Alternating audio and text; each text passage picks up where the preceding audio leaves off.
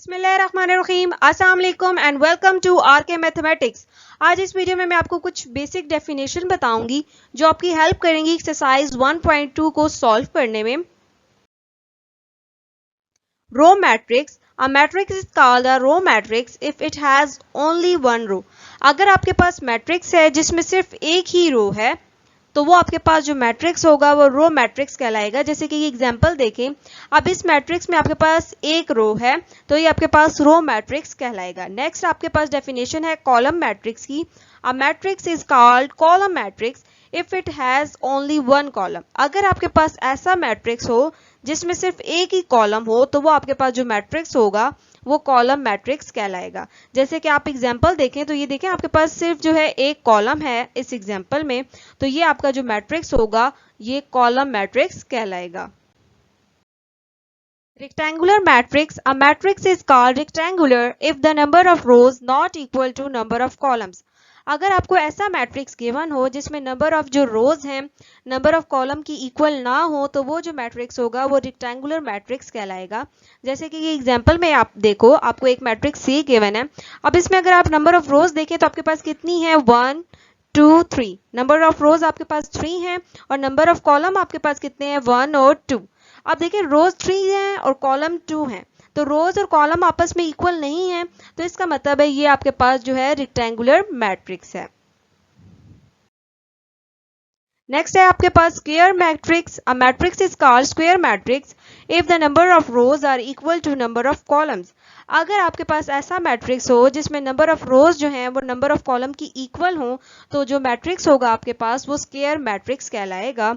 जैसे कि ये एग्जांपल देखें, आपके पास डी मैट्रिक्स है। अब देखिए इसमें जो आपके पास नंबर ऑफ रोज हैं 1 2, नंबर ऑफ रोज आपके पास 2 हैं और नंबर ऑफ कॉलम भी आपके पास 2 हैं। देखिए 1 एंड 2, तो मैट्रिक्स में आपके पास नंबर ऑफ रोज भी 2 है, नंबर ऑफ कॉलम्स भी 2 है, तो ये आपके पास जो मैट्रिक्स है वो स्क्वायर मैट्रिक्स कहलाएगा। नल और zero matrix. A matrix is called the null और zero matrix if each of it entities is zero. आपके पास एक मैट्रिक्स तब नल और जीरो मैट्रिक्स कहलाएगा अगर उसकी तमाम जो एंटिटीज होंगी उस मैट्रिक्स की वो जीरो हों। जैसे कि एग्जांपल में देखें, आपके पास ये मैट्रिक्स एन है। अब देखिए आपके पास जो है ये तमाम जो इसकी एंटिटीज हैं वो जीरो हैं, मतलब ये आपके पास नल मैट्रिक्स है। नल मैट्रिक्स में आपके पास जो एंटिटीज होंगी मैट्रिक्स में वो सारी जो एंटिटीज होंगी वो जीरो होंगी। अगर आपके मैट्रिक्स में तमाम जो एंटिटीज हैं, जितनी भी आपको एंटिटीज गिवन है वो जीरो होंगी तो वो मैट्रिक्स आपके पास नल और जीरो मैट्रिक्स कहलाएगा। नेक्स्ट डेफिनेशन है scalar matrix. A matrix is called scalar matrix if all the diagonal entities are same and non diagonal entities is zero. आपके पास एक मैट्रिक्स तब स्केलर मैट्रिक्स कहलाएगा जब उसकी डायगोनल जो एंटिटीज होंगी वो सेम होंगी और जो नॉन डायगोनल एंटिटीज होंगी वो जीरो होंगी। अब ये देखें, जैसे कि आपको एग्जांपल ई मैट्रिक्स आपको एक गिवन है। अब देखें ये मैट्रिक्स ई है, अब ये आपके पास डायगोनल है, ये डायगोनल कहलाता है किसी भी मैट्रिक्स का। अब ये देखिए दोनों डायगोनल जो एंटिटीज हैं वो सेम है, 3 और 3, और नॉन डायगोनल एंटिटीज जो है आपके पास है 0। तो अगर आपके पास ऐसा मैट्रिक्स हो जिसकी डायगोनल एंटिटीज सेम हो और नॉन डायगोनल एंटिटीज 0 हो तो वो मैट्रिक्स आपके पास स्केलर मैट्रिक्स कहलाता है। Diagonal matrix. A square matrix is called diagonal matrix if at least any one of the entities of its diagonal is not zero and non-diagonal entities must all be zero। आपके पास एक square matrix तब diagonal matrix कहलाएगा at least उसकी जो diagonal की एक entity होगी वो नॉट जीरो, मतलब वो जीरो नहीं होगी, एटलीस्ट 1 होनी चाहिए, 1 से ज्यादा भी हो सकती हैं।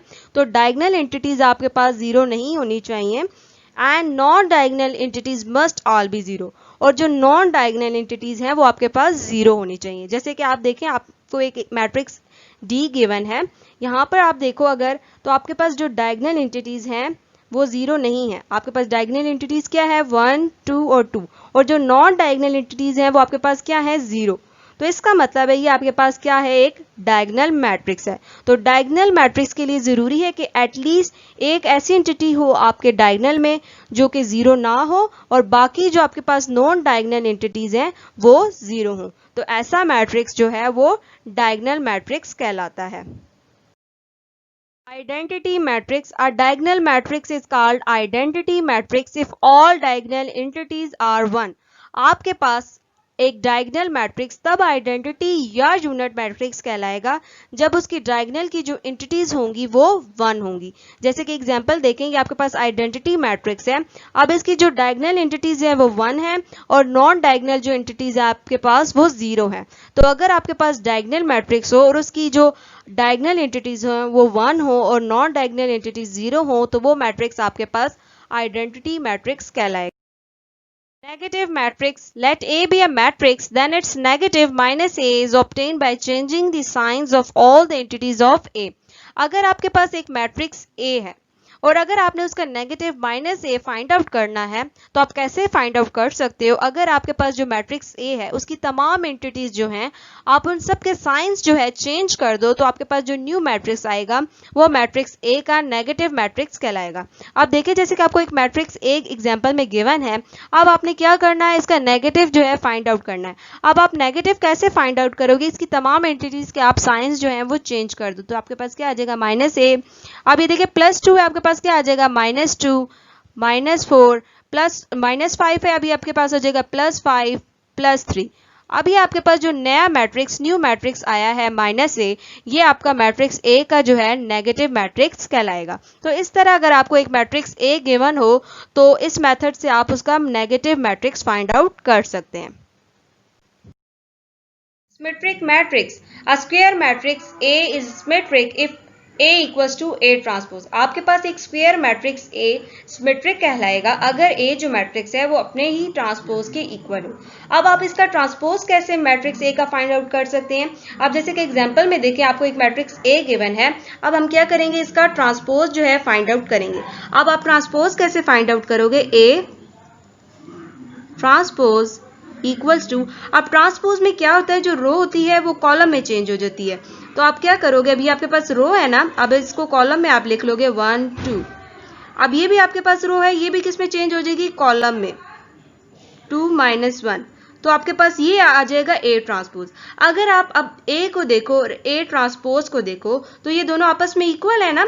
देखिए, इसमें भी आपके पास 1 2 2 -1 है, इसमें भी 1 2 2 -1। अब इनकी एंटिटीज भी सेम है, इनका ऑर्डर भी सेम है और ये बिल्कुल इक्वल है। तो आप क्या लिखोगे, A equals to A transpose. तो अगर A जो मैट्रिक्स है वो अपने ही ट्रांसपोज के इक्वल आ जाए तो वो मैट्रिक्स आपके पास सिमेट्रिक मैट्रिक्स कहलाएगा। Symmetric matrix. A square matrix A is said to be skew symmetric if A equals to -A transpose. अगर आपके पास एक मैट्रिक्स A हो तो वो स्क्यू सिमेट्रिक तब कहलाएगा जब A जो मैट्रिक्स है वो अपने ट्रांसपोज के नेगेटिव के इक्वल आ जाए। अगर आपको कोई मैट्रिक्स गिवन है तो आप कैसे फाइंड आउट कर सकते हो कि वो स्क्यू सिमेट्रिक है या नहीं?